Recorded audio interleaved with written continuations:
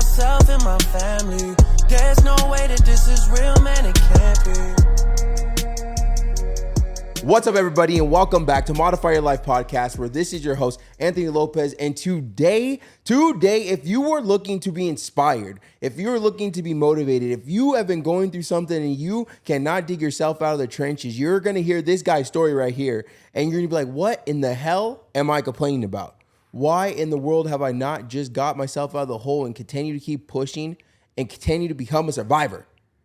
Was that a good one? That was fucking Was that a good fantastic. intro for you? That was that a good dope. one? I was trying to think of what to say, bro. I'm hyped. Are you hyped? Because we're about to be sitting here for a minute, baby. I'm with it. How you doing? You've been in my house for about an hour. An hour, just one. You've been in my house for about a day and a half. How's it been being in Vegas? It's interesting. So Right? a lot of people come to Vegas for party, for work. Yeah. No, not for work. I'm here, for work, to learn. For work. We are having fun. Yeah. But my main purpose was to come and learn and, soak up information because you're out here doing it. Thank you. You're doing this. Thank you, man. And Thank you. I'm doing things. You but are doing things. I can always do better. Facts. And so I'm reading this book that you should, fly first class at least once. At least once. And then don't forget too, that's your camera right there. So look Okay. at what's that beautiful smile. I feel like you got better lighting than me. I'm a little jealous. That's okay. That's all right, man. My smile cost $7,000. Damn. Flexing. All you ladies out there, he's single. Ready to mingle. But no, it's been interesting. It's nice to kind of see what it's like to be in a day in the life of like somebody that does what I'm doing part-time, full-time. Yeah, man. How are you liking it so far? Do I do my job? Do I practice what I preach? You practice what you preach. Amen. You practice Church. what you preach. I love it, man. Well, look at John, Baby J, No. little Jonathan. Jonathan. All right, so let him know about you and who you are and why you're on this podcast. All right, we going deep? We're going. We're going. We could go. I don't know where we're going, but someone's driving right now, so they're going to work probably. All right, but bet. we're going to what? a journey of Jonathan, Baby J, little. We're gonna talk about it. Okay, so I'm gonna hit you with this delivery is going to be very abrupt. I'm going to have it all out, and then we'll break it down. Let's right? break it. So you see the $7,000 smile. You see man's is handsome, tatted up, all that, living life. I'm here in Las Vegas having a great time because I have the financial freedom to do so. Damn, I thought we were gonna talk about weight loss. We were talking about finance. Oh, No, yeah. I'm just kidding. I'm just talking. Go ahead. But I'm about to tell you 3 things about me that you wouldn't know just by looking at me. So 1, when I was 11 years old, my mother passed away. Damn. Love you, Mom. 2, when I was turning 16 years old, I had ALL leukemia, lost my hair twice, all that jazz. And then 3, I was almost 300 pounds at one point. And so we could dive into all of that. And so I grew up as a mama's boy. My father wasn't really around. Didn't really know, what life was, what it meant, And then I'm on vacation at my grandma's house, and I get a call from my Aunt Kathy or something, and then somebody tells me, your mom has died. No Right? crap. And I vividly remember this, which is wild because of the trauma I've endured with losing my mom, I forget a lot of my childhood. Makes sense. I was in my grandmother's living room folding shorts from a white hamper. I remember exactly what I was doing when I got this news. Uh-huh. And I didn't know what that meant. Like, my mom, she was supposed to be there when I got back from Florida, and now it's like, what's she's going not on? there. She's not there. Yeah, that's a lot. Right. That's a lot. Welcome to Modify Your Life Podcast. Yeah. I mean, but it's like, one of those things like we I think I had talked to you about it earlier. Actually, I have not talked to you. I lied. But with me and Francine, we're talking and discussing because, we meet a lot of amazing people, right? Mm-hmm. And I was always wondering what's harder, to lose a family member or a loved one knowing that they're going to pass away or getting a phone call that they're gone. But I kind of came in the conclusion in my head is I think getting a phone call that they're gone. Because like you just said, she was supposed to be home. She was on her way back home, or you were expecting her to be home at a certain time, or you were going to fly back home at a certain time, a certain day. And then for you to get to that destination and that person is no longer there, I feel like that has to be a lot more painful than kind of preparing yourself for the worst, but hoping for the best. Because you'll never prepare, but you No. can begin to prepare if you have like, things aren't looking too hot. Yeah, As for sure. compared to, hi, it's a great fucking Tuesday. Your mom's dead.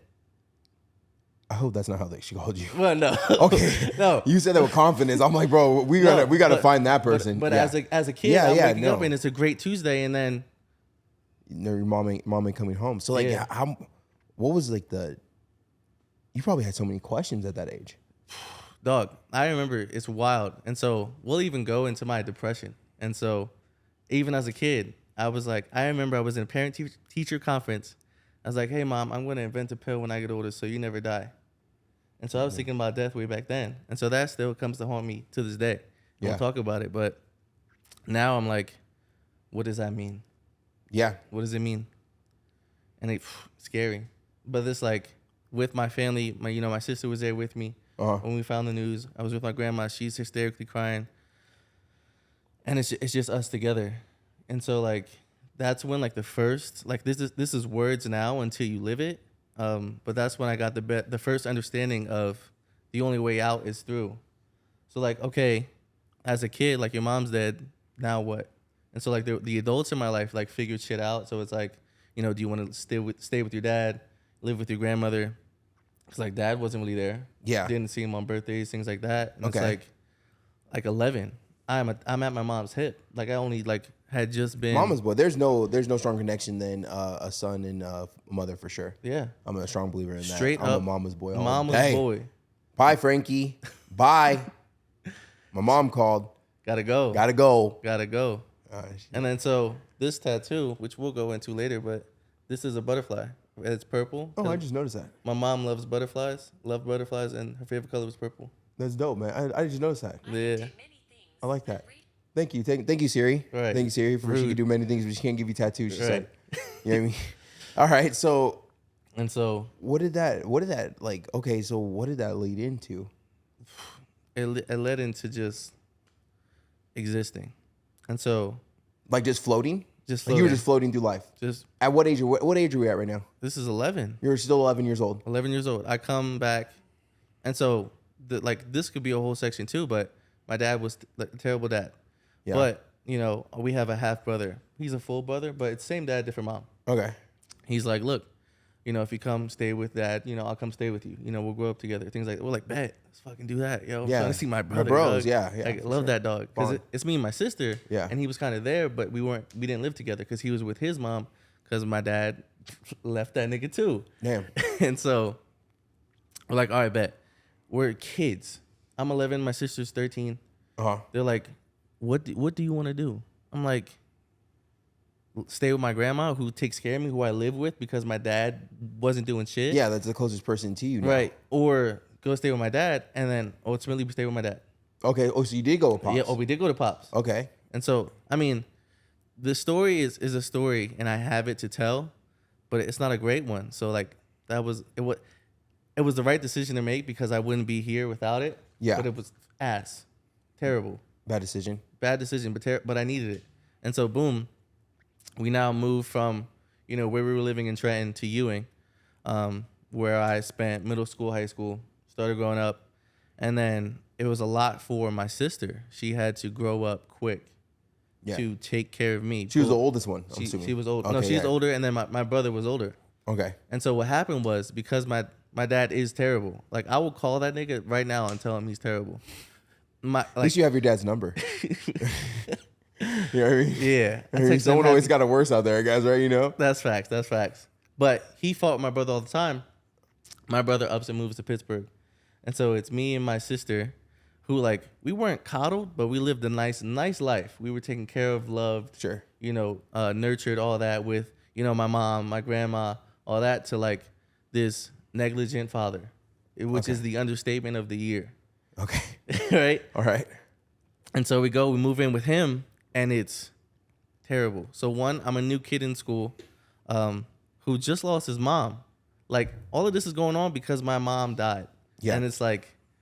You're still trying to take all that in Right. and deal with all your new reality. Right. Life still has to go on. At 11 years old now. 11. right? And so I found, I'm going to meander a little bit, that when I, make friends or best friends, I always want their moms to love me because I don't have a mom. That makes sense. Nah, that makes sense. It's like what they use, I guess, the word like daddy issues, but like the mom issue, like because you've had that love before. Yeah. You know how unconditional that is. So like by you not having, I'm pretty sure you're always in a search for it. Yeah. And then, so like, how do you think that affected you being raised, like growing up? Like take apart your father's situation, take apart the living situation. Like how do you think that affects you growing up by always in the search of another female's love to replace your mom's? Like how do you think that I think affects it was you good. a lot? I think it was good. It was a good thing? It made me respectful. Okay. Very respectful. Okay, I like that. I was the friend that when you go over somebody's house, you say hi to the parents. You have a relationship with that parent. And I see that, dude. Let me cut you off real quick. ADHD. That's what it does. But no, I want to call it out because you've been in my house every single time I got up to do something. Well, you're my guest. You're a guest here. We flew out here doing the podcast, you stayed with me all weekend, and every single time I got up and did something, you would get up and do something else. If I'm cleaning something, you would see something else and you would pick it up. Like I noticed this very respectful. You came in, you said hi to Francine, and you gave her a hug and all that stuff. Like just little things I noticed you do where you just tell that you were 100% raised correctly. You're raised with respect. So I second that when I see that. But anyways, keep going. I appreciate it. And so it's good. I lost my mom. And so even with my friends, I would have best friends, Kieran, I'm glad you're better now. He would yell at his mom and say, shut up. I'm like, dog, don't treat your mom like that. My mom would uppercut me. I know. She would. My mom, bro. I remember oh my gosh, bro. I was 21 years old and we were at a family party and I talked back to my mom. And when I say talk back, bro, I'm talking about talking back. Told her yo, mom, chill, like that. I didn't cuss at her, call her name. Bro, she smacked the dog piss out of my mouth. Bro, the whole party heard it. Everyone looked and my dad was like, don't say nothing. Don't say nothing. Bro, my mom slapped me so hard. I was at 21. I felt like a little kid. I looked at her. Well, I'm not gonna hit my mom. Right. So I drove off and left. That's it. All right. What am I gonna do? Yeah, take it. Bro, my mom had it in her, bro. She cocked that thing back and slapped it. Right.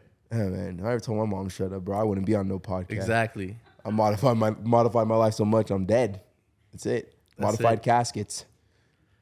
And so back to it, right? That was funny as hell. That was pretty funny. I thought that was funny. I'm trying to light up the mood here, man. Modify. Nah, everyone in the background's laughing right now. We're going in. We're going in. We're going in. And so there's beauty in the struggle, but you have to struggle with me. Right. And so if the tears come, I won't hold them back. No. Which I've learned No, because I used to not. Oh, really? I used to. I have no problem. But that's new. And so, growing up, it's I don't have my mom. I appreciate everybody else's mom, and I just want to be, a good son to someone because we can't even I know you said take that father part out, but you can't take that out because right now my father's alive somewhere in North Carolina, I believe. Mm-hmm. I don't have any parents. That's crazy, man. That's nuts. How's that feel? It feels like me and my sister say this all the time. We are living life without a how-to guide. Mm-hmm. And not saying that people have how-to guides, but for example, my roommate, if he's having problems or he wants some financial assistance, he was like, yeah, my dad, hooked me up with his accountant. They have someone to go to. Yeah. When in their time of need, it might not just be financially, it might just need emotional. Yeah, that was just an example. Yeah. No, I know. That completely makes sense. So it's you're like a lone ranger. You and your sister. Is your older brother is still in your guys' life? We're the big three. So it's okay, cool. Yeah. So you guys got a little. So you guys you do have a family. Yeah, it's them. No, it's you guys. I have a family. I don't have any parents. No, the parents wise. I don't have any parents. But yet you're sitting here. Oh yeah, I'm engineer, him. online coach. Yep. A big following to help people. Mm-hmm. You know what I mean? So it's and what's crazy, and I'm hearing this, bro, and I just kind of go back to conversations I have with other people, right? And there's people that literally will fall victim to their upbringing, and they will not be successful. They won't work hard because they didn't have this. They didn't have a dad. They didn't have a mom. They didn't have anyone understood them. They didn't have this. People will really fall victim because oh, I can't do this because I don't have that. But yet you don't have a mom. You don't have a dad. All you have is your younger sister, older brother, older sister and older brother, right? And you built a pact and you built a successful life, which we'll get in more to it now. But I just want to hop in and say that, like, if you're listening to this story right now and you feel like the whole world's against you and you feel like everything's against you and you can't win, we got someone right here who's literally pouring out his life story. And on books, you shouldn't be successful. On books, you shouldn't probably be where you're at. On books, you should probably be in jail. On books, you should probably be dead. Maybe not. Hopefully not. Well, I think that's bad luck to say that. But you know what I'm saying? But yeah. Going off of your upbringing, you're an engineer, bro. That's a difficult thing to do, right? I don't know what I remember. I told you I don't know what you do for work. Right, you're an engineer. Like, people I'm enjoying. Well, you build rockets. You know what I mean? But at the end of the day, like, you know, you didn't fall victim to that lifestyle for long. Right? So for long. Getting back into it, where did that lead you up into as being raised, like, you know, with your parents? How was like your, you know, how was school? Okay. How was the mental? How was all that stuff going into where you realized you had a problem? So if we go back, you know, before my mom passed away, just like early childhood, smart. Yeah. Smart kid. Grandma, you're going to be a doctor. That's right. You know, mom, you're going to be a doctor. Like honor roll, like soaring, like spelling everything correctly, like just doing well in school. You're a happy kid. Right. Just happy kid. You still seem happy too. Let me just go and throw it out there. Happy kid, loves his mom. I'm like, school is easy, so I'm smart.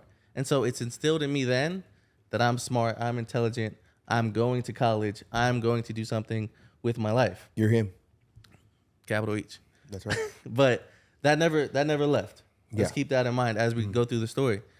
And so boom, I get to Ewing. You know, middle school is whatever. It's all a blur. Yeah. Everything is a blur. Your brain shuts that stuff out. Shuts especially it when out. you go through that. My whole grandpa situation, I don't remember that. A lot of that. It's like flashes of that year. Right. Right. So I think our brain does an amazing job of really cutting out some of our traumas. To keep us going, because keep us going. That's what you have to do. You have to focus on the positive to breed more positivity. We got to focus on things we can control, not things we can't, right? And so this weekend, you, John said it, whoever, Chris or Frank, you call me John, right? I call you Little John, Little J, Little. But then, you know, I will always speak up and say, I like to be called Jonathan. Yeah, he does. He says it. I mean, I don't care, but I respect it. I respect it. It's cordial. So like you're doing it on purpose. Yeah. You're not calling me John because you're being a dickhead. Yeah, no, I'm just poking at you. It's too easy. And so when I moved to the new school, shy, timid kid, lost his mom, don't know what the fuck life is like. Like, I'm just here because I have to keep going. You're floating. It doesn't matter. So boom, my 6th grade English teacher calls me John. I say nothing. So from 6th grade all the way to 12th grade, anybody I meet, I let them call me John. Right? I turn 18, I go to college. I'm fast forwarding, we'll come back though. I go to college, I'm like, no. My mom named me Jonathan. She didn't name me John. She didn't name me Johnny. She named me Jonathan. So when I tell people my name is Jonathan, it's to respect my mom. Yeah. And it's like thanks for making me feel bad for poking at Yeah, your name now. Thanks. yeah, I know what you did. I see what you did. Because you looked at me right when he said that. He's like, yeah, to respect my mom. That's the second time you've done that. Because you said your mama joke to me. Right. And I couldn't say it back to you. And you're like, go ahead, bro. You can say it. I'm like, bro, your mom passed away. He's like, that's all right. She's not here no more. I'm like, so you think I'm going to let you turn that on me? I'm going to say your mama joke. And you're looking at me like, well, bro, my mom's not here. You got to, take that within. You got to switch did, within with that. I see what you did there. Which you're okay with. I'm good. And so boom, I get to the new school. I'm just existing, Yeah. But like school's still easy. I'm still going to do my thing. I meet my now ex best friend, not ex, but like we're not best friends anymore. Yeah. And he's like, For a season, not a reason. For a season. I have memories of my mom crying on the dinner table because of bills, asking my grandma for money because she can't pay bills. And so I meet this best friend. He's like, yo, dog, I'm going to be engineer because engineers make a lot of money. I'm like, bet. I'm smart. Engineers are smart. They make money. That's what I'm going to do. Engineer up. Then fast forward, I do robotics in high school. Love that shit. I'm like, bet. Double down. Lock it in. Don't punch me for asking this question. Talk to me. Did you used to build those robots? Like those little Nah, our fighting robots? shits were big, dog. Oh, they're big robots. Our shits were bro, big. I love those fighting robots. Like they do it in Vegas. They have there's an arena in Vegas, bro. So like that's the type of engineering I wish you did. Yeah, no, that's what I did. Oh, you did do that. I did, yeah. I still don't know what you do. Oh, You're an engineer. I build industrial factory equipment. Okay, see, there's so many different things of engineering. That's why you guys are over here laughing at me. So in high school, we built robots and they played games. It was a competition. Okay, cool. Yeah. You're and cool. so I loved it, right? But it's like quiet on the set, please. talent here. Talent is here. Oh, yeah, okay, cool. You build robots. That's cool. Right. That's cool. So boom, engineers make a lot of money. Yeah. I'm trying to I don't want to miss anything. Oh, you're gonna miss a whole bunch. You're gonna be back on again. Trust me. Like, this is. You're gonna listen to this. You're gonna go back and you're gonna remember so many different. I could have said this. I could have said that. This is just a conversation. All right, so I'm gonna just flow. So I hope so. All right, bet. So boom, I'm like, all right, I'm gonna be engineer. Engineers make a lot of money. You know, I gotta provide for my family. Yeah, because you know how you've seen your mom struggle, so you don't want your family to struggle anymore. I see my mom struggle. My dad going like not having shit for my birthday. Like our house got robbed because we lived in the hood in Trenton. Like at night, I had an Xbox, a PS2, all that shit going right after Christmas. No, right, yeah. And so it's like whatever, and like that's like the worst time to get robbed, bro. But with a smile, it was like okay. And then I became a PlayStation guy because they got money together and only bought one, and so it was PlayStation. Yeah. And so it was like cool. I realized that back then I dove into video games, like that was my thing. Up until like 3 years ago, it was video games, distract from life, like. Hey, chill, man. Not for me. Don't feel attacked by what I'm saying. Let it empower you and move you. Right? So, mad video games, especially like GTA, right? Because let's go back to the topic. My mom died. Yeah. I'm questioning death. We'll get to that. Yeah. We'll get to all of that. What happens when you die in GTA? It says wasted. And you respawn. You respawn. That ain't how life like is. Bet. I'm chilling, having a great time, playing games, distracted. Schools, whatever. Get to high school. I'm just a still shy, timid high school kid. Like, not confident. You know, high school is when you start talking to girls. When you, like, have a friend group, you go out, you start doing things. I'm chilling. Got my best friend. Introvert. Introvert. Just don't want to do shit. Were you overweight yet, or we weren't there yet? I was big growing up. You're chubby. I was big growing up. So I played football up until second grade. I don't know what age that is. That's kind of like right before Pee-wee or something like that. Yeah, something like that. Third grade, fourth grade. What? Yeah. 7. So because middle school is sixth grade, so it was fifth grade when my mom died. Okay. Right. And so sixth grade is when everything was starting anew, and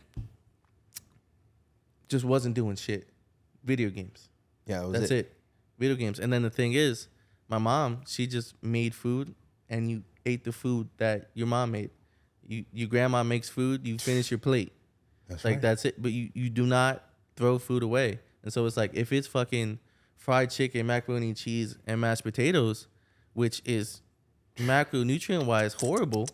Oh, I got hungry right now. you better finish your plate. And so yeah. But then at the same time you have these people saying, I love you so much. Right? Yeah. Food equals love. Right. Food equals love. I love you so much. So you don't think anything of it until you start to like be self-conscious or aware of it. And so I knew it was always big. Taking my shirt off in the summer. Did it make it worse because you're already introvert? So you're already a shy person. You've had a very, very hectic childhood already. So you being shy, you're overweight, and all the traumas you went to, do you feel like it just made it easier just to kind of play video games and hide away from everyone? Or so the shy comment, I don't think that's it. I was always outgoing, right? Oh, you were outgoing. Outgoing, but I wouldn't go out. I need you to explain. Nah, I fucked you up with that one. Yeah, you got me messed up, man. Because it wasn't like I was afraid to talk to people, or like if you put me in a group situation, I wouldn't like cower away. Like like I would be okay. Okay. And it wasn't like I was like avoiding situations. I just wasn't putting myself in them.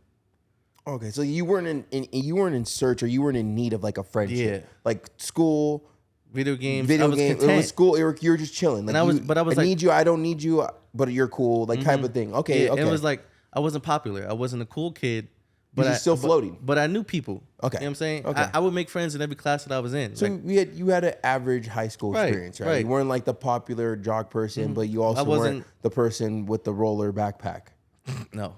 Okay, why'd you laugh at him? Why did you laugh at that person? Why did you laugh at that? Was judgmental, bro. Because that person is making way more money than me right now. That person is making way more money than all of us. Making bank. Because that kid got accepted to Harvard. Because I know that kid got accepted to Harvard. From our school, that kid got accepted to Harvard. And then in the face of adversity, which is being judged by other people, they chose to remain themselves. I hope they continue to do that. Yeah. Anyway, not me. I didn't do that. And then just back to the story. So it was like school, whatever, I'm good at it. I mean, honors classes. Okay. Like, I don't really do homework. I do homework in lunch. I'm copying homework. Like, typical shit. Like, I'm not really a scholar, but I'm intelligent. But that was... So I say it like this, but I don't mean it. Like, that was my first, like, downfall. Because I didn't develop discipline. Because shit came easy.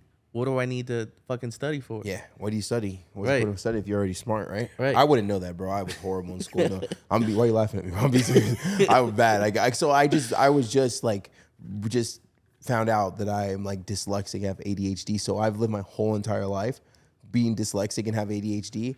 And in the 90s, because that's how I was born, I'm a 90s baby. Mm-hmm.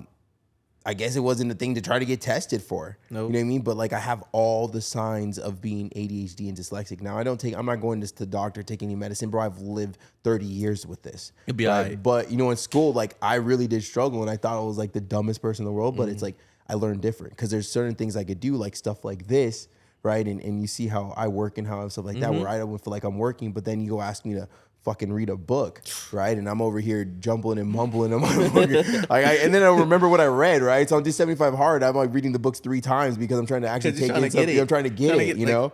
So so school came easy for you. How was that, dude? I didn't really live that life. Like school was hard for me, bro. Like school, like for me, I was popular. I'm gonna I was popular, right? Because I was the overweight person. I was a big Asian. I was funny as hell. I had the big truck. I was a DJ. So I had to make sure I had to do all this flashy, cool stuff so people would really like me. But not for me. But they look past me and realize, okay, yes, he's big as shit, but yet he has cool things or he has something to offer. He's gonna drive me to a party or he's gonna pay for this date. Yeah, you know what I'm talking about, you girls. Pay for the day, get the fat boy to pay for the day. I did it like a sucker, right? Because I wanted to be accepted so much. Now I'm like, fuck that. Fuck that. Fuck right? that. But anyways, but that's me now. We got a whole, we can go back into that. We got to get there. We got to get there. You know what I mean? But like, so how was like, you know, actually going to school and actually being intelligent with what you're learning? Like, I don't know. Like for me, like I'm telling you, it was hard. Okay. Like I dreaded going to every class except for like maybe like economics and football. But all my other 5 other classes, like I felt so out of place in the classroom. I felt like I had no choice but to be funny or say some dumb stuff or do some outlandish stuff to make people laugh because like Lord forbid they picked me to read because that was my biggest fear. I used to go to the restroom when the reading was about to get to me. I put my hand up first, dog. What's up? I used to make fun of people like in high school because I was jealous. I understood. I want to learn how to read so bad. Godson reads better than me right now. You know what I mean? So like that, but yeah, no, I used to like dread, like I would sweat from like thinking that I was about to get called to read because like I know that I was going to be made fun of and I'm already fat. So I don't need you to make fun of my reading. Of course. You know what I mean? So with you enjoyed that. Studies. And so here's the thing. I'm thinking of like how to explain it to you as you ask that question. You know, how did it feel, you know, going through school being smart? So, you know, you having trouble with school, it left a mark here. Yeah. For me, I just went. I like breathing air. Like, okay, I did school. Yeah, I did my assignments. It was just 4 hours out of your day that you got to learn. That's it. I did what I had to do, and that was it. See, mine was just fun. Like mine was like I went to school for sports. You know what I mean? That's what it was. Like I went to school for sports to see my boys, to see what we're gonna do this weekend. You know what I mean? All that other stuff. Like it wasn't to learn. Like, bro, if you ask me what I learned in high school, I couldn't tell you what I learned in boarding school is nothing. Nothing. I remember nothing. I remember like teachers that would like kind of tell me that I wasn't smart without saying it. You know what I mean? I remember like teachers like that. I remember teachers. I had one teacher tell me that I was going to work in the fast food business. Thank you. You're going to be flipping burgers. Thank you. We appreciate you. I think I make about triple what he makes. Your mom. Yeah. And he told me, he's like, with your attitude and how you act, you'll be flipping burgers for the rest of your life. I'll see you at the Burger King. But you know what? He needed to tell you that. To tell you that. Yeah. Because I think he's still a teacher now. I think I just cleared over. I think I cleared 6 figures in the last 4 months. He needed to tell you that though. That pushed you. I remember stuff like that. You're right. Maybe he does. I remember a lot of the stuff like that. But but anyways, get back into you. All right, so All right. you're way to become the problem. So Right? no, it's not becoming a problem. I'm over. It's like a small problem that's just always been there. Okay. So like you didn't realize it was a self-conscious. problem. Yeah. Like I'm in photos smiling shit. At the same time, so like earlier I said, my $7,000 smile. Yeah. My teeth They were bad. fucked up. I know because you brought it up twice when you got here, so I knew that you were probably like very like that's kind of like how you talk about your like the $7,000 smile, like how you talked about how you had bad teeth. It's like how I would be like, yo, yeah, I'm big AJ or yo, I'm fat AJ, so they don't know like before you call my teeth out, I'm gonna let you know that my teeth are messed up. You know what I mean? So yeah, And so like at the same because you said that, I would say before I really like came into myself and my confidence, I would say I'm just a fat kid from Ewing. Oh yeah. So I just call it AJ the boss. That The boss. boss. And so how that mess with your confidence though? Oh. I mean, well, yeah, it's insecurity. So how did it mess with your confidence? Oh yeah, super big insecurity. I had 2 insecurities my whole life. It was being overweight and having fucked up teeth. And so it was always here. And those are like the two for like when you first see somebody, you see like their smile and you see their weight. How their body. Yeah, their body. And it's like I wasn't happy, but I had to put like, who cares? So what? You still have to live life. Like you still have to do things. Yeah. I couldn't allow myself to focus on it. I wasn't working on it, but I still took my shirt off and I had to act like shit was cool, right? Because when you go to the beach in the summer, like that's what you do. Shit, not me. Well, me, I had a shirt on for me 30 years. Me, it was man up. Like you just have to be yourself, and like that's dope. I didn't like it, but it was whatever. I'm jealous of you that one. I even like right now, man. Like we go out to like the pool parties and stuff in Vegas and all that. We go to these pool parties. I see like 300, maybe around 400-pound people. I'm like, you are so much more confident than I've ever been. Right. Because at 300, 400, 500, 600 for sure. I won't even bring up that number because I wasn't doing nothing. But I was embarrassed. I would be so embarrassed to go somewhere, to get into a water, to go up to a bar, to be approached by like a girl, or I don't know. Like I just everywhere I went, I felt like everyone was staring at me. Like I was so self-conscious. Yeah, exactly. So like when I see these people at these pool parties and like they're still out there enjoying themselves, which being overweight, being obese doesn't mean that you're handicapped, but also at the same time, I also know how uncomfortable it is to be, and I know like that self-doubt you have. To where like you have to have mad confidence to be there because I'm just using Vegas because we live here now. Yeah. But like when you go to Vegas, there's good looking guys, there's good looking girls. Like I feel like it's like that top tier people it's judgment everywhere. You fear judgment, or there's the judgment central. And so there, I'm like, bro, you're a badass. Like, right. I would hope you would want to work on yourself one day. I hope you want to fix that problem that you have when you realize it's a problem, right? On your time. But the fact that you're here, you're enjoying life, and you just don't care what people say, like, bro, chick, whatever it is, male, female, you're a badass because you're out there and you're living life. You're not caring what other people think. I always cared what other people think, so I would never. And you know what? When it comes to like people who are, maybe not, the norm, and they're still living their lives. Even my dad, who's like asshole, like I hope you're happy. Yeah. Like you're truly happy. Because you're happy now. I'm happy. You could say that now because you're happy. I'm happy. When you weren't happy, you didn't think like that. I wish everybody was happy. You were positive when you were unhappy? I was so negative. I would when tell I was overweight. people that like they would come to me like, hey, what do I do? Make a decision. Do what makes you happy. Okay, that's cool. Do what makes you happy. How did you keep such a positive mentality? Because I had to do what made me happy to be able to be okay with my mom dying. Okay, in quotations. Yeah. Okay. So you learned that your happiness is the number one kept secret. Yeah. Like you got to keep that close to you. So that's so interesting. I was so unhappy. I seek happiness. So right now I'm allowing myself to feel more emotions. So imagine a graph and a sine wave where it goes up and down. That's what emotions are supposed to be like. You're supposed to have high highs, low lows. Like I didn't learn that. I lost my mom. I was all the way down here. So I'm like, fuck that. Fuck down there. I'm trying to stay up here and never come back down there.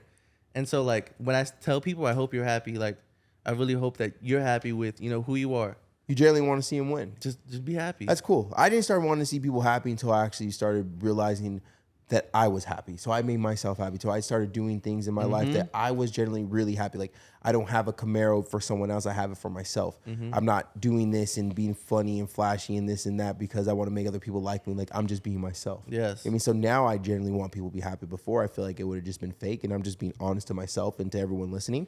But at the same time, I had to become truly happy in order for me to be like, you know what, whether you like me or not, like I want you to win. Dog. Like, I feel like I was maybe a little hater. I was a little bitter. It's the saying, like, if you want to change the world, change yourself. You gotta change yourself, man. Come on. That's it. Positivity radiates. And then at the same time, I wanted to note this. I can even send you screenshots. Like, we're talking Facebook. Like, Facebook when, like, that was the shit before Instagram, TikTok. Like, my bio in Facebook was, you should never apologize for being yourself.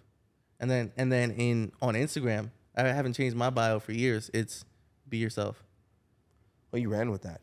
That's it. Be yourself. And because it's a note to myself. And if you, and everyone out there is like, for everyone listening right now, for anyone, like, from sharing his story and his upbringing is what he's went through at such a young age until, obviously, now everything, that's not the only thing you've been through in life, right? Definitely not the only fight you've had to fight.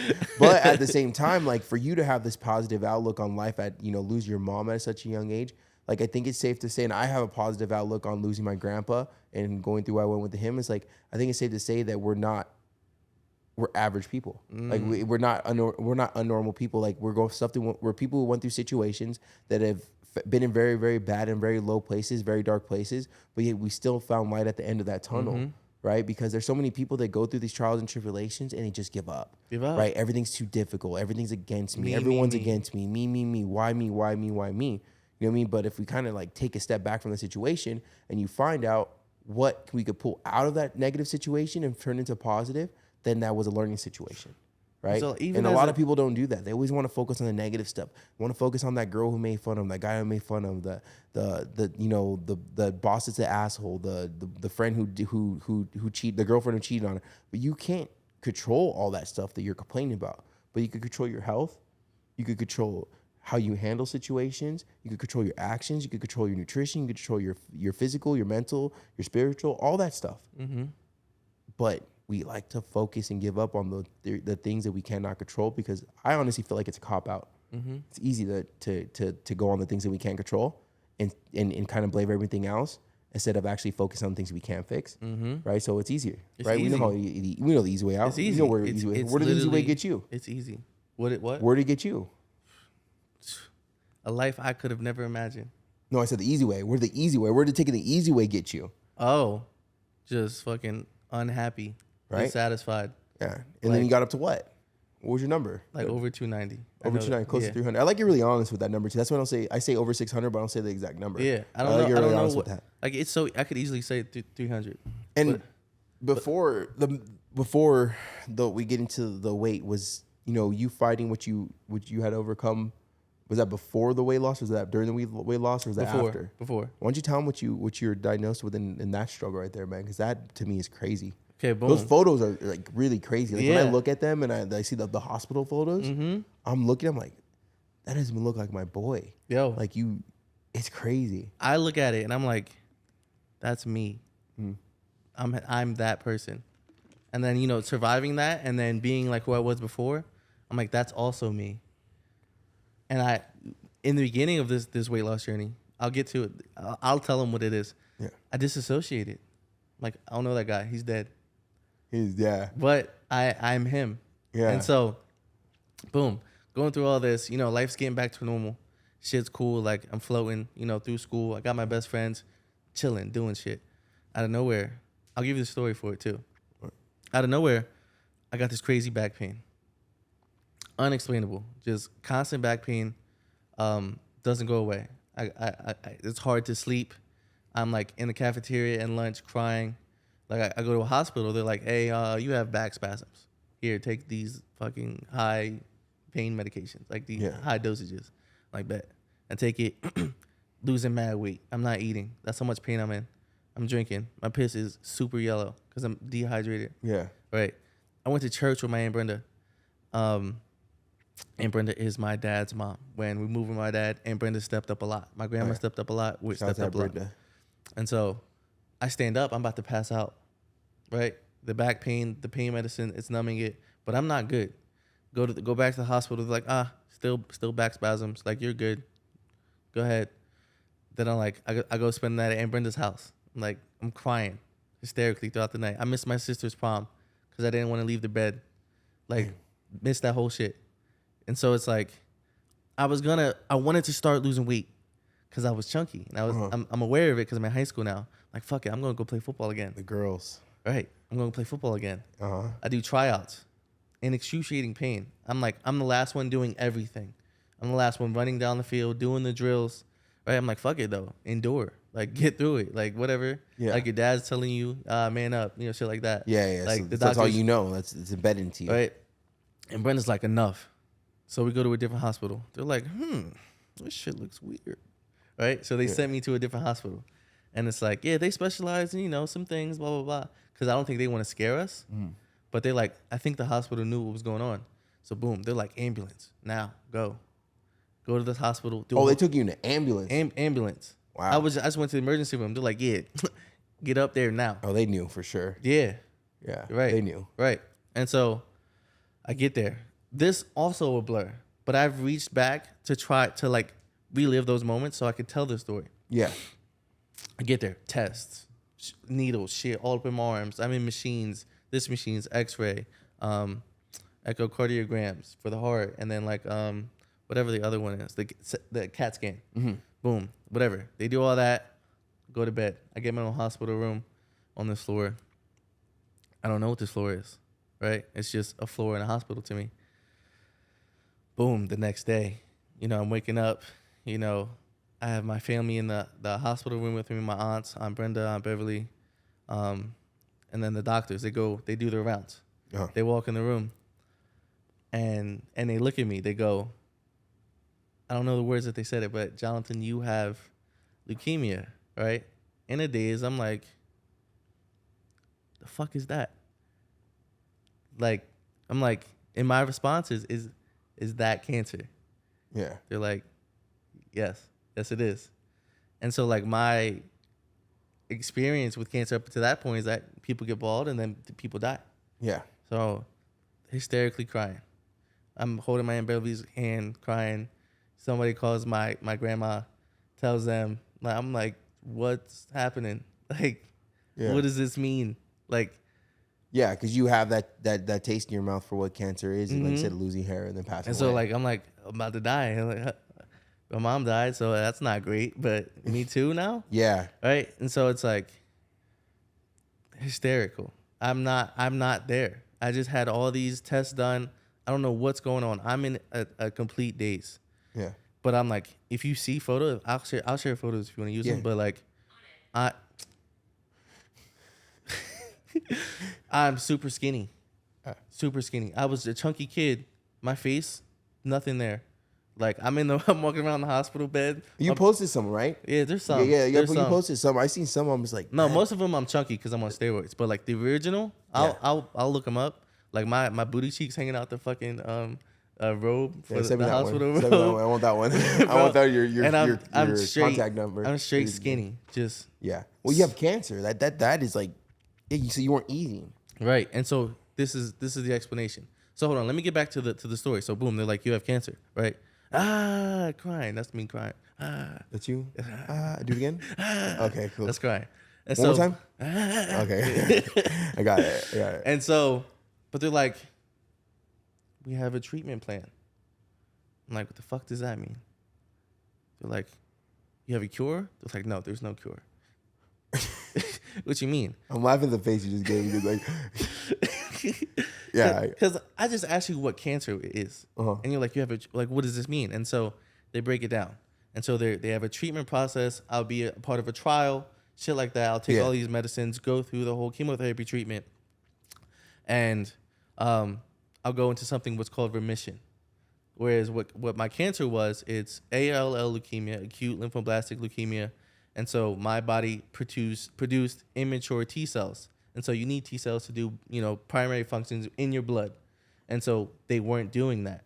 And because they weren't doing what they were supposed to do, my bone marrow in my hip dried up.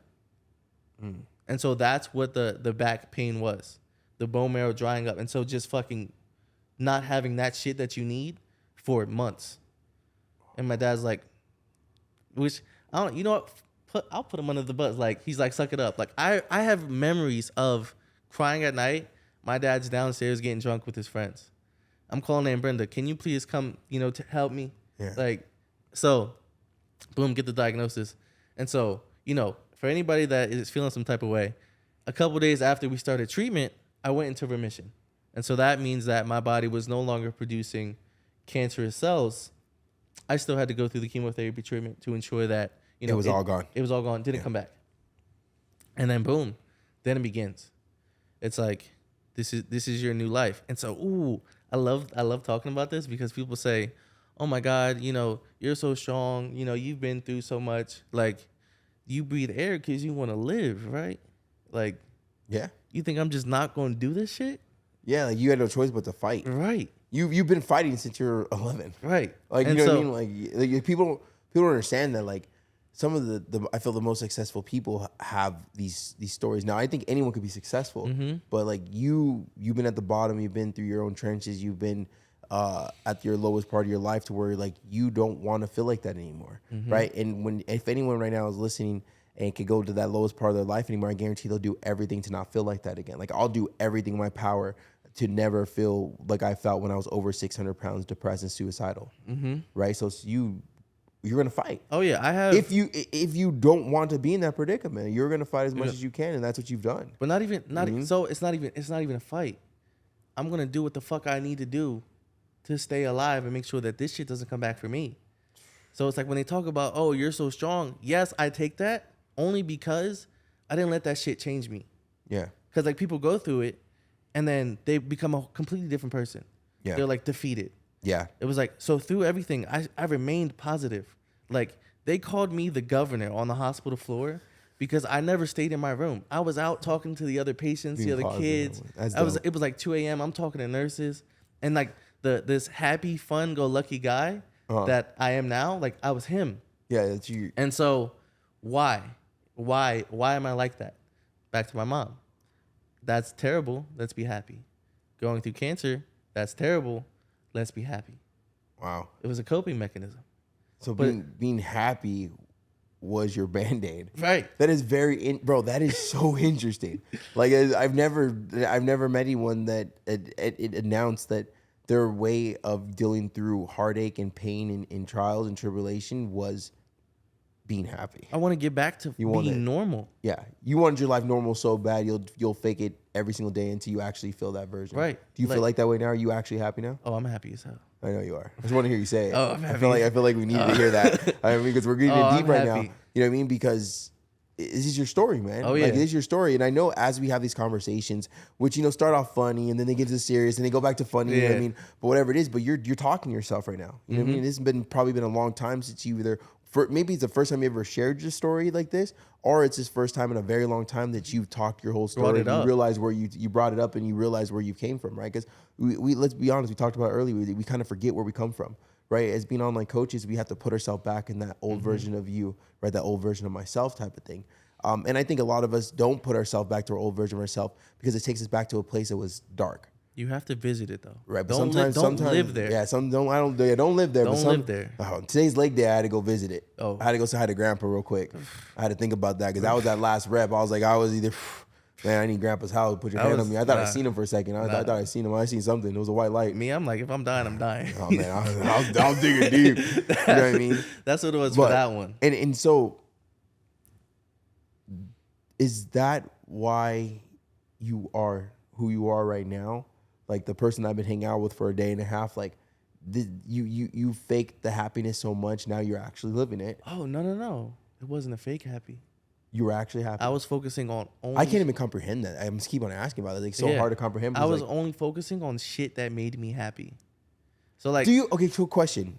Okay. Do you feel it's from? I know you've always been a positive person, right? It sounds like you've always been a positive person, even with all the stuff you went through with your mom, right?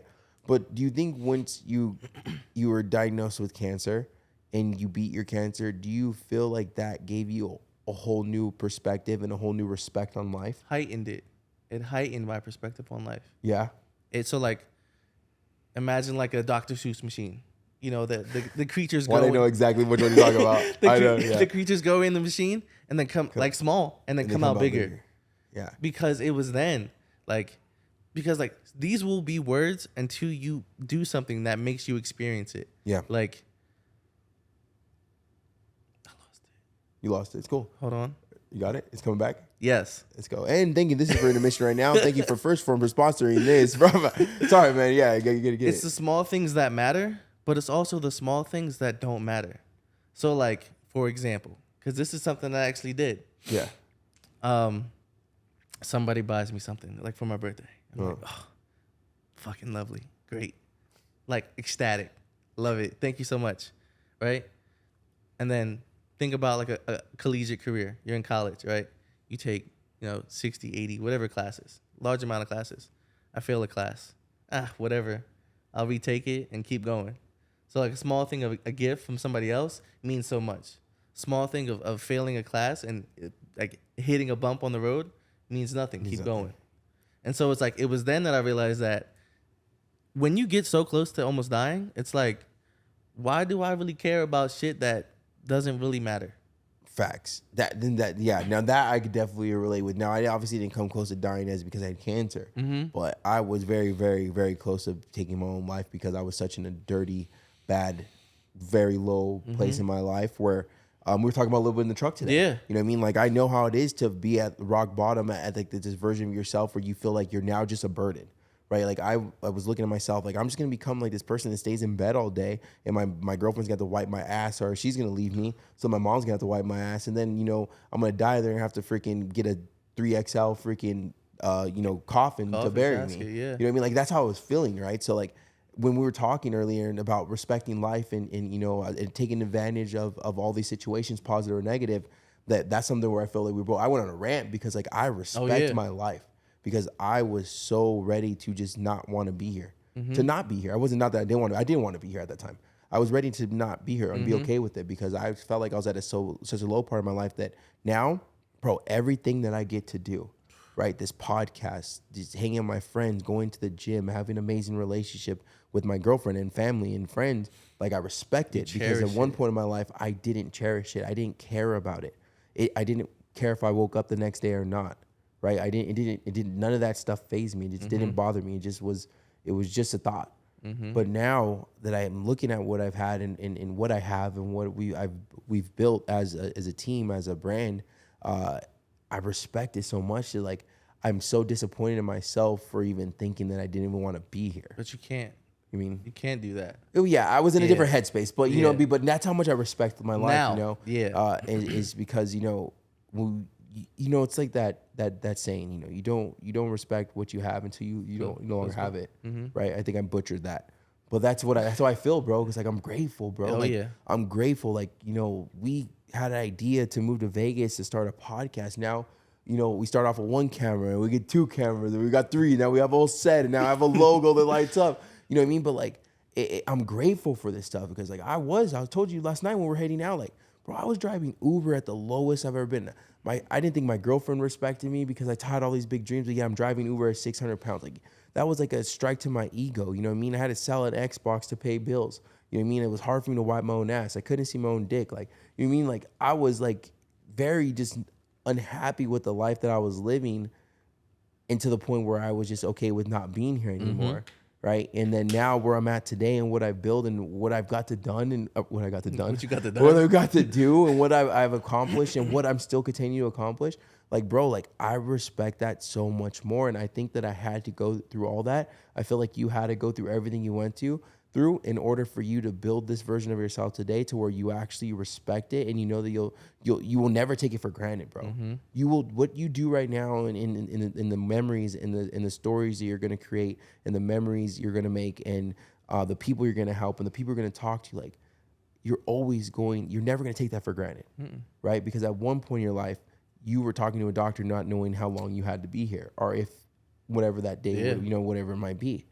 And so like, it's because we went through all that stuff, because we've been, through our version of rock bottom, we get to really sit here and be like, I'm thankful. Right. Bird shits on my truck. I just washed it. Okay. I smile. I stub my toe. I laugh. Get a flat tire. Get a flat tire. I'm glad.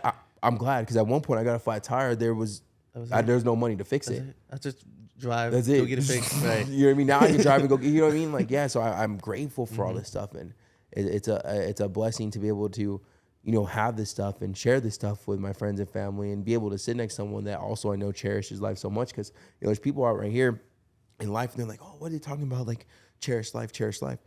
Not cherishing your life doesn't have to mean being suicidal or getting diagnosed with cancer. Not cherishing your life could be you not taking care of yourself. You're not taking care of your health. You're not taking care of your body. You're not taking care of the things you need to do, reaching the goals that you set. Like that also is not respecting your life. Of course. You know what I mean? Because everything we're doing right now, everything that you did, well, obviously you couldn't control the cancer part, but the weight part, everything I did going up to weight part was me not respecting myself, me not respecting my word, me not respecting my body, which led me into a life that I didn't want to live. So people are thinking like, well, I didn't have suicidal thoughts. You don't have to have suicidal thoughts to not respect yourself.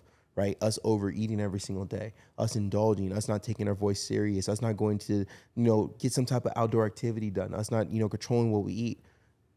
That's also not respecting our life. I call it, so two things, right? What you said is like, yeah, we had to get to those lowest points, right? Yeah. But then like when you're at that lowest point, there's nothing. Like Nothing. It's black, bro. You're in a tunnel and It's there's dark. no other side. There's no Right. light. There's no light. As I would say we're advocates. As an advocate of people who have been at low points, I like to, this is a saying that I've adapted for myself that I tell people all the time. You have to go through it to grow through it. I like that. You have That's to go, facts. You have to go through We it. just put in the post today talking about that. Right. You know what I mean? People like, leading by example. And obviously we're not done learning. Right? You came down here to learn. Yeah. You came down here to learn. You literally came down here to learn. I know one thing, and that's that I know nothing. Yeah. Don't let what you do know affect you learning what you don't know. Yep. Right? I really stand by that because shit, I don't know anything. Like you said, I don't know. We don't know anything. Right. We're learning every single day. I can do shit. I'm good at it, but it's like I'm always open. I know that I could do things better.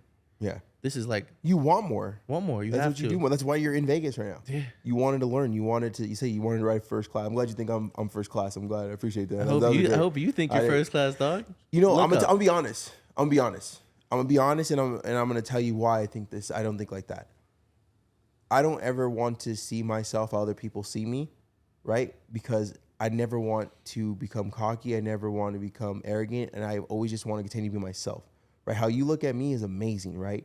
How you look at me and you want to, do certain things like I do, and you want to know how I do certain things, and whatever it might be, however you look at me, that's cool. That is amazing. How I look at myself, I'm just Anthony Lopez, and I'm blessed with the opportunity to help people. So therefore, I'm always going to be Anthony Lopez, and I'm always going to want to help people, So like when people are like, oh yeah, like how's it feel? Blah, blah, blah. When I talk to people from like high school and stuff like that, like how's it feel? You get to do all this and you do this. If you're like Mr. Famous now, I'm like, I'm really not. I'm not. I'm just Anthony Lopez who decided to change his life around and decided to document the stuff that people didn't want to document. I want to break it down. I want to break it down though. Break it down for me. Because for the same for the same reason, people look up to me. Yeah, right. They do. I get. I got a lot of DMs like super excited that we're with each other. Right. Like and a lot of people, they were like, "Bro, I've been following you guys and your journey for a long time. It's amazing to see two amazing people, or two of my favorite. I think they call us influencers. I hate that word. Yeah. Two of my favorite influencers going to be in the same like house. And yeah, man, you brought a lot of motivation to people. And so that's the thing, right? So yeah, I've done it, right? But to go back, like I didn't start on this journey and like go through it so I could be here to do this. I did this for myself. Exactly. That's crazy. And so when people were like, and so now I've changed myself. I care about my appearance, my work ethic. Oh my gosh, bro, we could have a whole podcast on that. I never cared about my appearance. Hold on. Let me get this thought. I know. Oh, did I cut you off? Yeah. I care about ADHD. Blame the ADHD. I've already had your conversation in my head. That's why I'm done. I'm already done with the podcast. I'm eating tacos right now. I care about my appearance, things like that. And so like I've changed for myself. And so people are like, oh my God, how'd you do it? You're so great, blah, blah, blah. And like at the same time, I know who I am as a person. Yeah. I am Jonathan Walker. You are Anthony Lopez. Yeah. You have achieved great things, but you're not focusing on the great things. You're achieving more. I have achieved great things. I want to achieve more. So when I look at myself, I'm like, people are like, blah, blah, blah, compliment. I'm regular. I'm a regular guy. Just like you and me. We have the same, we both bleed. We both have, mental health problems. If you're alive, you have something with your mental health. There's just... It's not, life ain't easy. Yeah, so... We're not the only two people over here that gone through some growth, but there's a lot of stories out there. And so it's like, yes, you may think that I put you on a pedestal. I don't. But I know that you've achieved things I would like to achieve. Yeah. So I look to you for inspiration, guidance, things like that. And so you're not on a pedestal. Like I'll dap you up like my sister. Like you are like. Just call me your sister. What? Just call me your sister. My sister's my best friend. Okay, I'll be your sister. Then. Okay. I said like my sister. No, you said I'm your sister, so I'm not your sister. No. Anyway. I'm your sister. But it's Sister like, in the chat, please. Sister in the chat. And then it's like last night, like everybody knows who Joey Swole is. He was just a regular guy. What are the odds? He's just a regular guy. Yeah. We went out and we saw him. We just Yeah, chilled. Big John pointed him out. We're in the club. We're like, boom, boom, boom, boom, Right. boom. It was all EDM music. So there was like, you were just headbanging all night, right? Right. That's what we're doing. And then like, John's like, yo, is that Joey Swole? I'm like, first off, bro, I've never seen Joey Swole outside of a gym, right? And then I look over there and you see big ass Joey Swole. Freaking Why? in his sweatpants, in his gray sweatpants. Like he Right. just came back from the gym. Like that's what he looked. I Right. was like, oh, that is Joey Swole. Yeah. So we go say what's up to him and stuff like that. We end up having tacos with him. You know what I mean? And yeah, people were taking pictures with him. Right. But then we're regular people. And so like you're a regular person, but you've Yeah. achieved greatness. I'm a regular person. I've achieved great things. I haven't achieved greatness yet. I've achieved great things. greatness is a perspective thing. But you've achieved great things. Yeah. And so it's like that. It's like, yes, I say I'm on Instagram to inspire and motivate. Because I know there's so much shit on Instagram with people flexing, people lying, people trying to like sell people short, like just to make money, and then like they edit their photos. Like maybe I'll add like a filter because I'm trying to see some abs. Well, filter, yeah. Yeah, but like we were talking about full on Photoshop. But it's not like, hey, look at me, I'm sexy. It's no, look, I've achieved this. And so like the algorithm did its thing. So it connects me with people who were like me when I was, overweight. Yeah. In that mental space. And so when they see somebody that did it, they're like, hold on now. This thing that I think is impossible might be possible. Might just be possible with a little bit of work. But then they sell themselves short because like, nah, he's different. Oh. He's not going through what I went through. He doesn't know what I did. He's taking steroids. He did this, so you took the easy way out. He had the gastric sleep, bro. Right. Yeah, but you know what though? Let me just like highlight two of these things you're talking about, right? One, I just went through a situation like that, and I killed it with kindness, and I'm very happy I did that, and I didn't react the way that I wanted to react, right? Because I'm really poppy in my mouth sometimes. I gotta check myself sometimes, right? But another reason why I understand why these people do hate on maybe what we're doing or what we have done, I understand. And I'm not mad at them because I was a hater when I was unhappy. I was a hater. I would look at people on social media and I would talk smack. I would make a fake account and I would say something rude that I wouldn't say in their face. I'm being honest. Yeah. Because I was so mad that person lost 30, 40, 50, 60 pounds. Right? Or I was so mad that girl that I wanted to date now has a boyfriend after she said she didn't want to date anyone. Like it was bothered me, right? I hated to see other people doing what I really wanted to do, but I wasn't really ready to put in the work. I wasn't willing to put in the work. I wasn't really to get my hands dirty. I wasn't really willing to cut my calories down. I wasn't willing to go walk around the gym or go to the gym. Like I wasn't really willing to put in that work, but I was willing to hate on anyone that was doing it. So when I see these people that the comments they put on your stuff, on my stuff, whether it be loose skin stuff or whatever it is they want to talk about that day, I relate with them. I relate with them 100% because I was also a hater. And that's okay. If you're a hater right now, that's fine. Work on yourself. I promise you it feels way better to live this life that I'm living right now than it did me living that life where I was actually really unhappy, but I faked the fun because every single day I woke up, I was living a fake life, right? And then getting into another thing, what you talked about is like they think that, oh, well, they just did that overnight. Yeah. Right? Oh, they've always had this luxury apartment. They've always had this... I don't know how much money I spent on this podcast. I don't want to bring it up how much I spent, but whatever it might be, right? I had a comment like that. Someone let me comment. And it really rubbed me the wrong way. It rubbed me to the point where I screenshotted it and I posted on my stories. I got mad.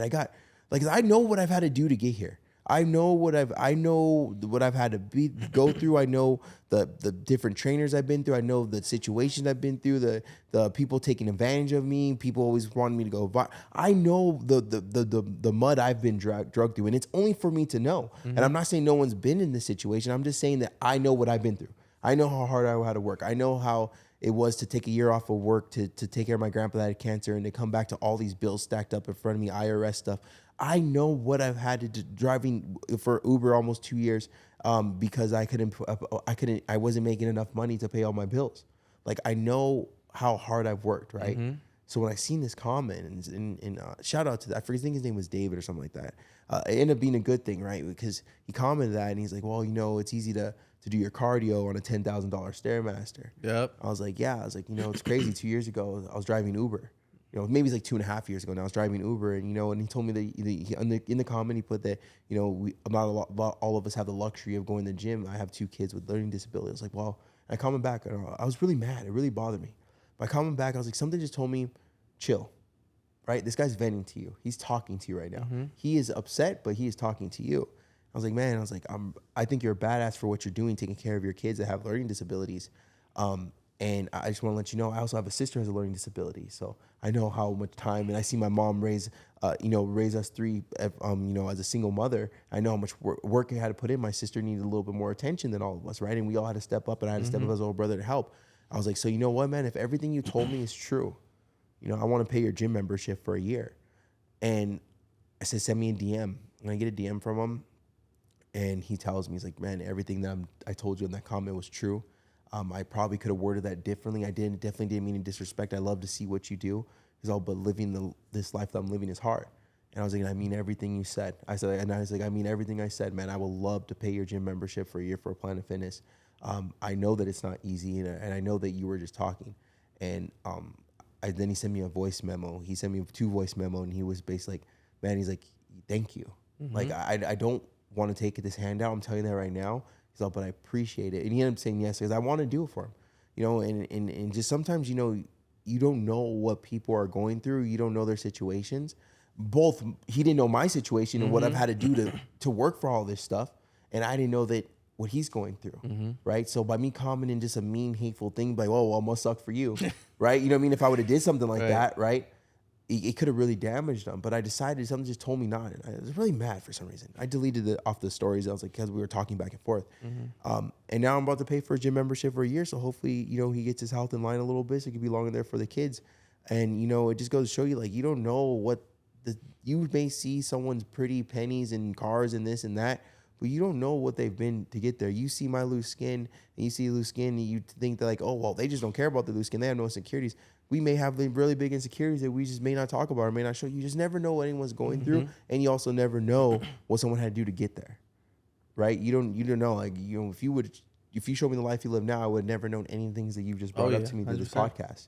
You know what I mean? I know your mom had passed away. Yeah. Because you tried to get me to say that joke about your mom, and you tried to make fun. Like, I knew you were going to make me feel guilty. But everything else, though, you know what I mean? And, like, we're sitting here, we're talking about this stuff, and, we're just sharing a story of, like, we all have a story. Right, but these aren't sad songs. No. These are just our stories. And you know what the crazy part is? What? At the same time that it's like, oh my God, you went through this, you went through that. Like, people don't know your stories, and so when they get upset, they just project their own stories. And it's like, as we're going through it though, it's normal. Like, this is regular life to me. There is no normal life. It's just like, yeah, because you know what it is? Like, our feet are in those shoes. Our feet are in those Crocs. Like, those are our Crocs. Oh, yeah. There's other people that have been through the same trials and tribulations, right? But these are our Crocs. These are my shoes. These are my foot that are in them, right? So you don't really pay attention to what you're going through because you're actually going through it. But someone on the outside looking in, they may handle it, or they may handle it, or maybe they did something different, or maybe they have a negative taste or a horrible feeling about that situation where they're like, oh, well, you're not going to do that because I can't do that, or I didn't have a mom either, and I wasn't positive, so there's no way you're positive, right? It's just more of just like, you're upset. They're upset at the situation because they see someone that has the same upbringing as them, but yet you did not fall victim into what you should be. You became who you wanted to be. There's somebody out there doing exactly what you want to do simply because they believed in themselves. That's it. We didn't even get into your whole weight loss. Yeah, we didn't even get got into no. Well, I feel like, bro, this is not your first time being in Vegas. I mean, this is your first time being in Vegas, but this is not your last time being in Vegas. And I feel like we we'll do it again because I know we want to talk about in this next podcast coming up, me and you, we want to talk about how we feel that society is pushing this obese lifestyle is okay and healthy, right? And that's going to be even they go. So maybe we could get a little bit more of your weight story over there because like this was just an amazing story, right? This is like over achieving and overcoming, setbacks in your mindset of being so positive and such negative. And these are true negative situations. Yeah. I wish we were recording that conversation we had in the truck when I was like, no one fucking knows what hard is.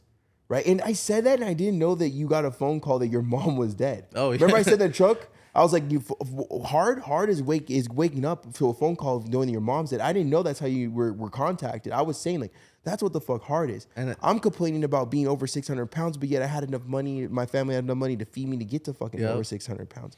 You know, people are complaining that they freaking, you know, that they can't, they don't have, they work so much and don't have enough money to go out, but yet they have a car, they have a house, they have this, they have that, right? Everyone thinks like, oh, everything's so hard, everything's so hard.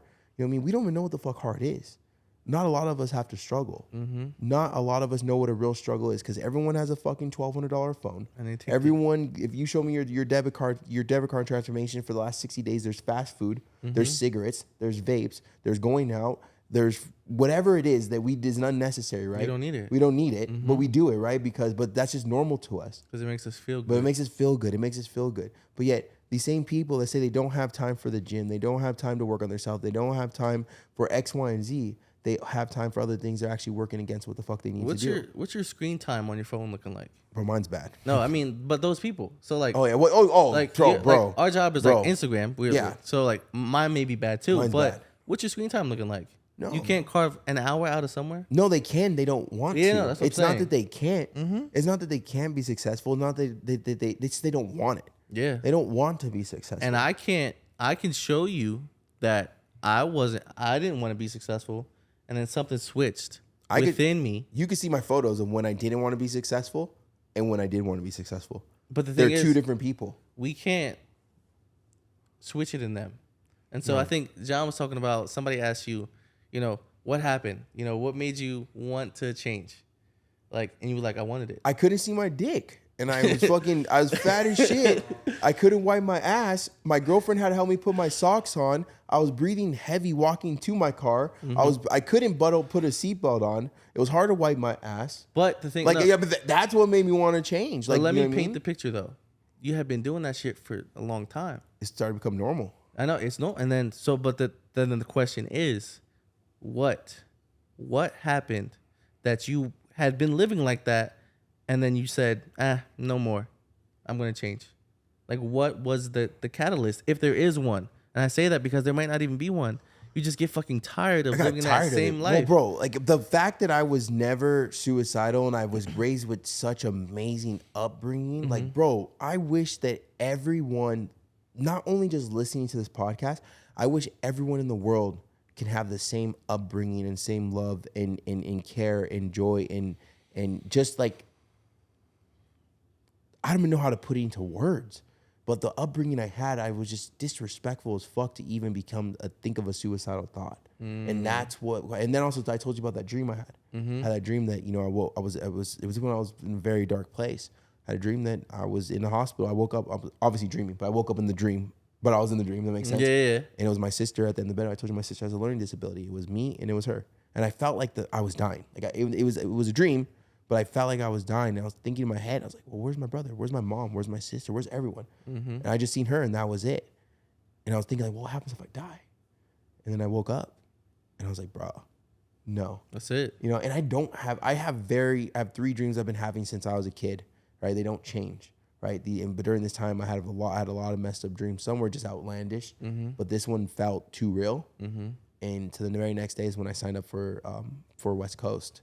That's a gym. And it was a gym, yeah. And I just didn't, bro, I haven't looked back, man. You know what I mean? Like I know you were just under 300 pounds and how comfortable you were and whatnot. Now imagine adding 400 more pounds on that, right? Or 300 more pounds, 300 plus more pounds on that. And I'm not comparing tit for tat. Oh, no. But what I'm saying though is that, you know, it was uncomfortable as shit to live that life because every single day was painful. Right? It was painful physically. It was painful emotionally, right? Because everywhere I went, I was stared at like I was a fucking creature. You know what I mean? So like, bro, like all that stuff just kind of piled in along with that dream was like, this is not the fucking life that anyone should ever want to live.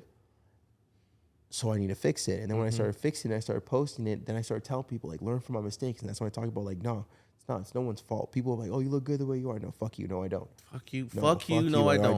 You know what I mean? I don't look good the way. No. Because I'm literally I'm 10 breaths away I'm a fucking Twinkie away from a heart attack. Right. You know what I mean? I don't look good. I had to get my shit together. Like, you know what I mean? It wasn't a life. My mom would call me from random times just to make sure that her son was alive. You know what I mean? Like, it's not a life that I wanted to live, bro. It doesn't fucking feel good. I don't care what any one of these fucking influencers say. This, you know, trying to lose weight is fat phobic. Or these people like, well, I'm fat and I'm proud. No, you're fucking not. You're not proud because your ass cannot go to Walmart or to freaking, we can't say Target right now or whatever it might be. You know what I mean? You can't go to this, you know, any store you want to do and buy clothes that you generally want to fit in. You're only buying the clothes that you could fit in. You're only buying the clothes that you could fit in because you could fit in them, right? You're not putting on your seatbelt because it burns your neck. You're not putting your seatbelt because because you can't fit on it. You know what I mean? And like these people paint this fake ass picture that I once painted that it's fun and okay and to be the cool big guy, but it's not, bro. It's not. Fucking not. It's just a cop out, so you don't have to do that fucking work, right? And you're just gonna wake up every single day living this fake ass fucking line. Every single day you wake up, you're gonna put another mask on, another mask on, another mask on, another mask on. Why? Because it's easier to put on a mask than it is to take one off. And then at the same time, right? So not tit for tat, but then it's two different experiences, but the same experience. So, you know, it wasn't 600 pounds. I was, 290. I could still like walk, jog, I could fit in roller coasters, but it was the fucking last tick. Yeah. Everywhere I walked. Well, I'm glad you didn't get to 600 pounds though. Yeah, no, I'm saying. Like, you don't have to, like you said, you don't have to go and be, suicidal. You don't have to, experience cancer to have a low. Like, when you're 290 pounds, maybe I'm not in pain, but I'm uncomfortable in my own skin. So rock bottom is rock bottom. Everyone's rock bottom is gonna be different. I'm actually happy that yours wasn't 600. Oh yeah, I'm happy. But it doesn't take away. What I always like to say is like, just because I started at 600 and you started at 300, right? Yeah. It doesn't take away any of the emotion, the feelings, the uncomfortableness. Oh, like, yeah. It's still there. Like, you don't have like, okay, I have 200 pounds of emotional damage. Now I have 300 pounds. Yeah. No, being emotionally unhappy with how you look and how you look physically, it's just there. It's just a feeling. It doesn't get better. It doesn't get worse as the more weight you gain. It's there. And then I want to go back to the question I asked you. Yours was the dream. You were like, fuck this. This is it. Right? And so for me, like, what was it? What was like, the final moment? Like the way you snapped, right? And I just want to break this down a little bit because people think that, once you like go on this journey, like shit's smooth sailing. Motherfucker, have you seen waves in the ocean? Things I don't got waves in my ocean, bro. I don't know what the fuck I got. Bro, I got avalanches, tornadoes, I got hail, I got thunderstorms. But let me paint the picture. Be jumping up in the air and be landing on things and breaking boats. I know, dog. Let me paint the picture though, because those are hypotheticals. Like, oh yeah, sounds bad, right? Yeah. So 2017, I'm 280, 290 pounds, like from 2016 on, right? Gained mad weight, survived cancer to what? Become this. I look in the mirror. I'm not happy. I have a girlfriend, and I'm like, oh, she loves me. Doesn't matter. Like, if I love myself. Like, I look in the mirror, I don't love myself. And, like, I'm fucking my girl, and I'm disgusted. It's, like, terrible. It's, like, what's going on here? And so 2017, I'm like, fuck it. Like, I've been overweight my whole life. Let's do something about it. I start going to the gym. I quit. I'm not seeing results. I'm like, fuck that. Yeah. Like, whatever. Go back to the comfort. Oh, I'm sorry, baby. Like, boom. My girl, she got me. I'm cuddled. Like, blah, blah, blah. Right? 2018, I'm like, all right, let's fucking do this shit again. That motivation comes because people love to talk about motivation, inspiration, but you have to do something with it. So 2018, I'm like, bet, I'm going to do something. Start going. I'm like, yeah, bro, I see you work out a lot. I'm just going to go with you, do what you do. Then you're like, one day you're just like, I'm not going anymore. No. And nobody's going to say, okay. No one's going to stop They're just going to say, okay. They're not going to say, no, you have to come. No, that's a you versus you territory. And so so 2017, tried, quit. 2018, tried, quit. Whole time still with this girl. She's still loving me. I'm like, boom, she loves me, doesn't matter. She loves a little chocolate drop. Right.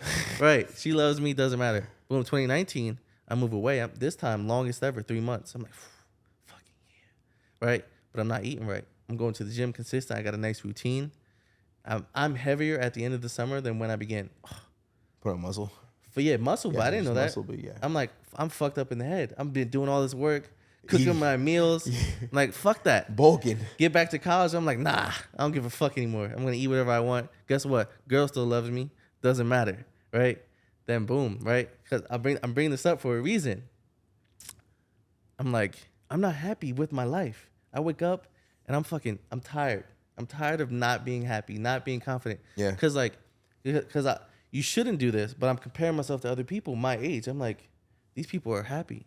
They're like, they have like, you know, the body that they want. They're confident in their own skin. Why not me? Why not me? Why? Because I'm a fucking sack of shit. I'm not doing anything. I'm like, I'm complacent with my girl. I'm going through college. I'm existing. Yeah. Like I'm failing classes because I'm not going to school. I'm failing classes because I'm not going to class. I'm not doing anything to better myself. I'm just following a path that somebody laid out for me because my grandma said I'm smart. I'm going to go to college. And so because I was smart, I didn't have the discipline. I was like, fuck this. Got hit in the face with that. I failed out of college twice. I don't know if you know that. No, I know. They were like, yo, you did terrible this semester. If you fuck up again, you're out. Fucked up again. Had to take summer classes, got back in. Then they were like, yo, you did terrible this semester. If you fuck up again, you're out. And then at this time, I got hit with some depression. And so, like, imagine a couch like this. I'm in the couch for like a month, not getting up. I'm like, I went from college, went home, and then just laid on the couch. Just depressed. At an all-time low. Because, like, I'm so afraid of dying. I'm just like, what does it mean?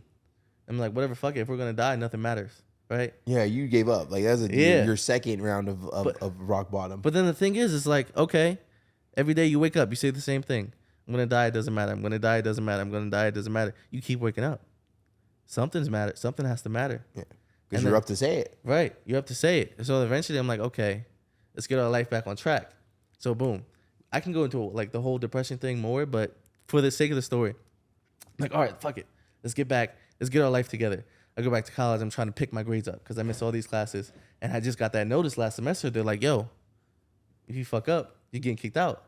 I get kicked out. 3 strikes, you're gone. I bring up all my classes except one.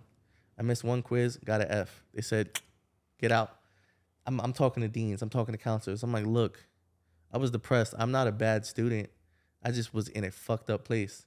They're like, you know what? Come on back. I finally get back in. I graduate with my engineering degree that should have taken 4 years. It took me 6 years.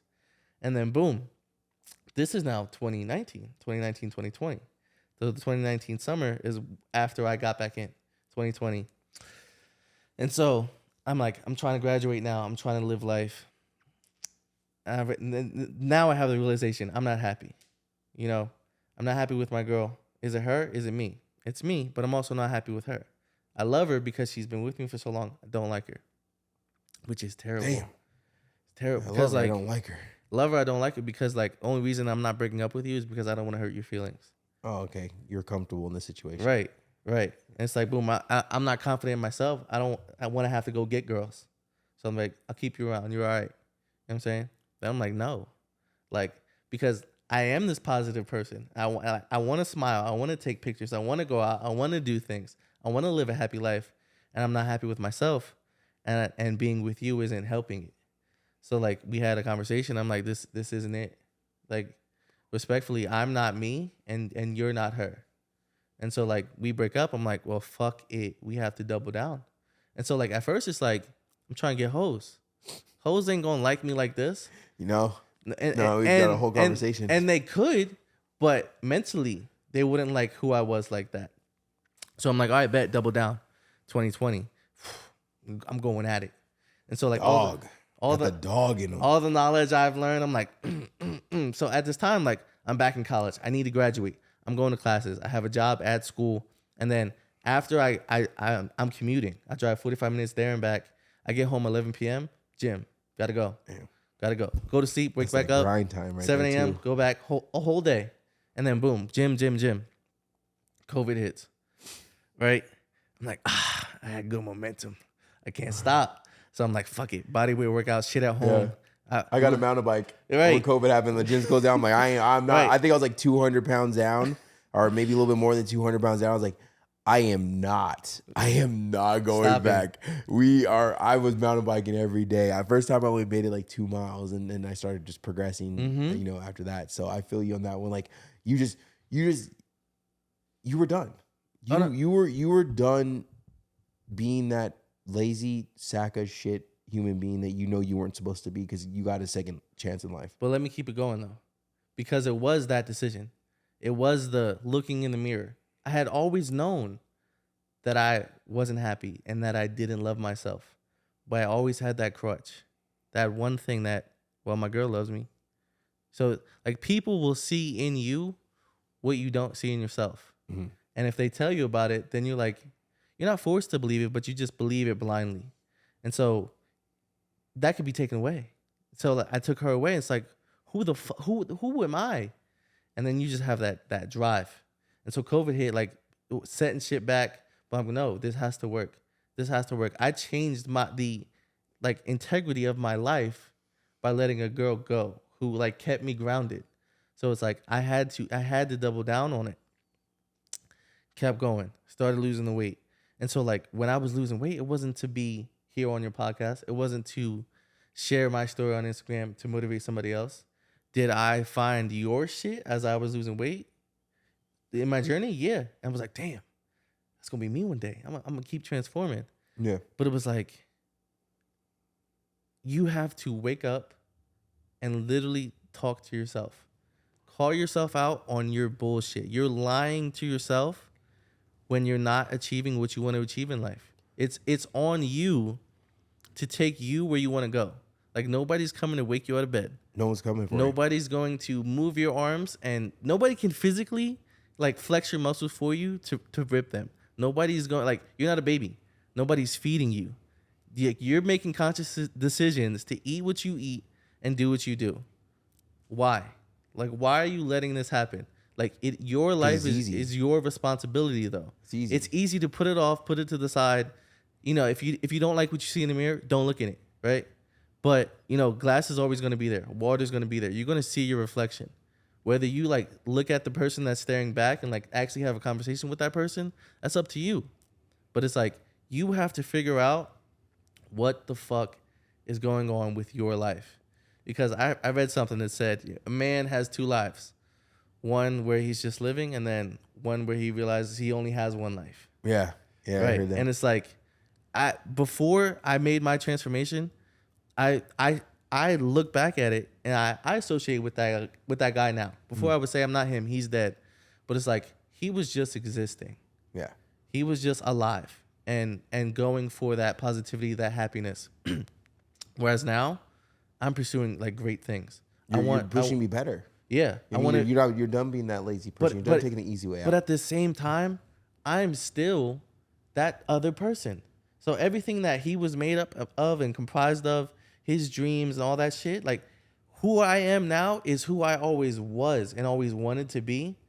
I just let myself fucking flourish and get to it. No, you took action. Took action. The version of yourself now is the old version. You just took action on that person, right? You took the things that old version of yourself was not doing. The person that person was talking about, right? The being successful, the working hard, the making sure your family's good with money, being a good person, take care of your health. Everything that person was talking about doing, but not taking action, you just became the person that took action to it, right? And that's literally all we've done with the situations in our life, right? We actually became the person that took action and stopped being the person that just kept talking about it, right?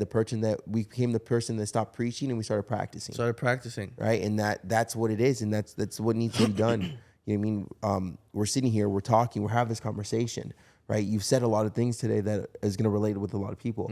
I've said a lot of things that's going to relate with a lot of people, and I've also said a lot of things probably going to piss off some people today. Fuck them. Right? But wait, we love all our listeners here. Hold on, hold on, I'll get it canceled. No, but what I'm saying though is that's fine. If I said something triggered, let's be honest. And I'm looking at you right now. If you're watching this video form, I was probably true. If I said something today that really triggered you, it's because it's true, right? It's because I said something that really struck down in your soul that you maybe realize that you are actually not happy. You just faking the funk, right? And that's okay though. That is okay.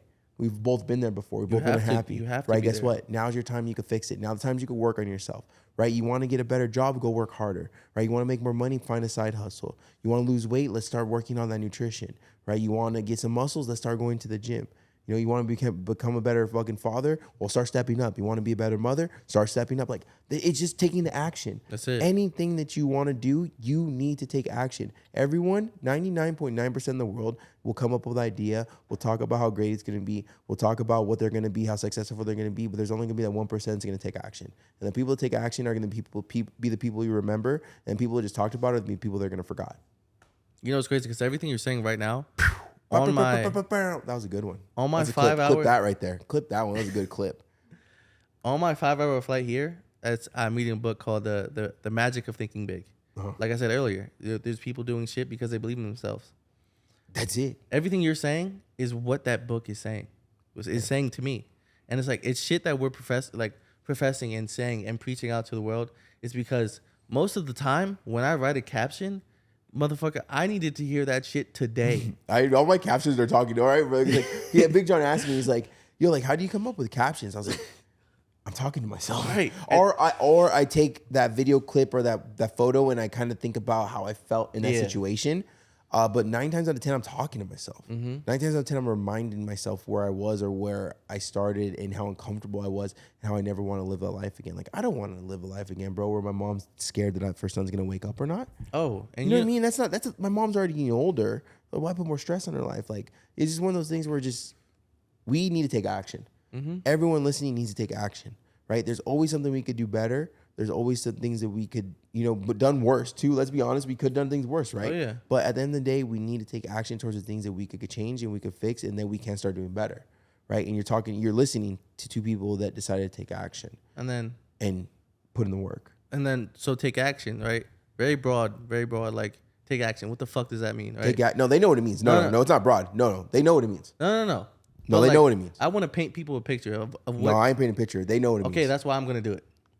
Fuck that picture. Take Don't action. listen to this picture. Fuck this picture. Take action, do something, right? And so what we mean by take action is you have, a plan to do something that day, right? But you're sitting on your fucking couch, you're on your phone, you're laying in bed. Take action, right? Take action, do something. No. Stand up, put your feet under you. That is an action. That's one thing you did. You set out to do something, start by doing one thing, and then let that snowball into the next thing. Because once you're standing, right, you're out of that position of being comfortable, you're going to continue to do more. So yes, take action. Like you know what you need to do, right? They know it already. Why aren't you doing it? And so I understand how you feel when you said take action. Fuck that. Nah, don't paint the picture. Let me paint the picture. They know they have the picture. I know. The picture is there. I know. The picture has been painted for weeks, months, and years. But they've already painted that picture and they've already envisioned their success. We've already envisioned that nice car they're in. They envision that body. They envision the 6-pack. They envision the beautiful house that they're going to live in. They've already painted that picture, bro. Okay. But they're not taking action towards it. So right? So now it's just like this canvas behind us. It's just a picture. So yeah, they painted the picture, but now let's grab that paintbrush. Let's start dipping it in the paint. And let's start, stroking the canvas. What did you say? You want to start stroking the canvas? You were going to you know damn well that my childish ass was not gonna let you start saying stroking any type of thing without calling you out. But I get what you're saying, bro. I'm just being the devil's advocate right now with this. But it is like, and with all BS aside, man, and I love talking with you, bro. I love this conversation. I think, is this the longest podcast I've done? I'm feeling my voice is gone. How long has it been right now?